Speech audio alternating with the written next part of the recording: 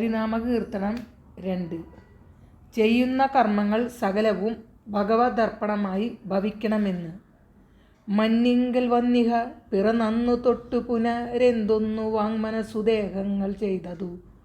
എന്തിനു മേലിലതുമെല്ലാം എനിക്കു ഹൃദി സന്തോഷമായി വരിക നാരായണായ നമ.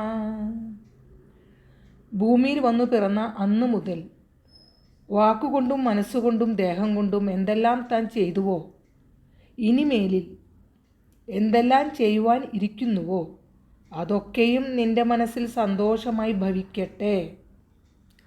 ഏതെല്ലാം ചെയ്യുന്നുവോ അതൊക്കെയും ഭഗവദർപ്പണമായി ചെയ്യണമെന്ന് ഭഗവത്ഗീതയിൽ കൽപ്പിച്ചിരിക്കുന്നു.